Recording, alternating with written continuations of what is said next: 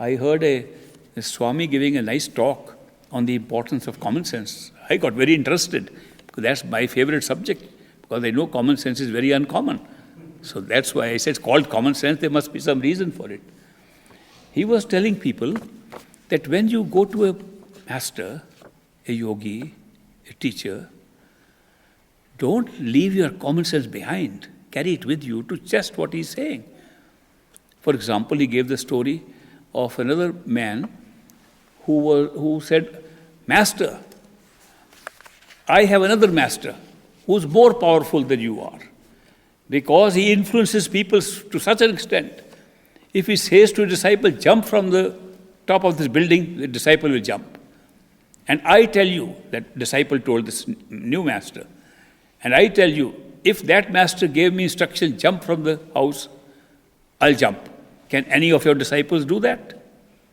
And this master, who believed in common sense, said, my friend, I don't think my disciple will do that. If I do ask my disciple to jump from the house, my disciple will say, Maharaji, master, you jump first. They will not lose their common sense. He gave another example of a man who was walking to his house, and at a nearby place there was a tent where a master was giving a discourse to about 20, 30 people. It started raining. So this man, to avoid the rain, he didn't have an umbrella. He thought for a few moments, I'll go under their tent.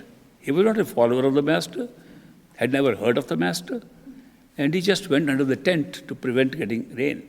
And he heard the master giving a discourse to them. And he was telling them his own experience. Master was saying, I had this experience myself, that one day I was in the forest and a lion came up in front of me. And I stared into the eyes of the lion, and the lion turned around and walked away. And the whole audience said, really, Master, what did you do next? I followed the lion. Master, then what happened? Then the lion walked some distance, and I kept on following. Then the lion turned around. And Master, then what happened? Then the lion ate me up. This man, standing to protect himself from the rain, he said, Master, I am not your disciple. I just heard, eavesdropped on what you just said. If you were eaten up by the lion, how come you are giving a discourse today here? If you are dead, how are you here? He says, you think I am alive? I am dead. Now here is a master trying to explain something very different from this story. He's trying to explain that we don't live properly. We live like dead people. Now, instead of saying that, he tells the story of being eaten up by a lion. And the people are misunderstanding it, that maybe it's a ghost or a spirit form of master sitting here. They talk of Tabriz, Shams Tabriz. Somebody claimed that he saw him after 500 years of his death.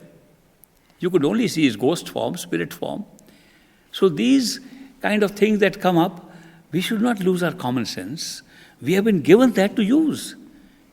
We can use our mind. Our mind is not supposed to be put aside. It's supposed to be used for communication, for making sense of things here, for things that need to be analyzed.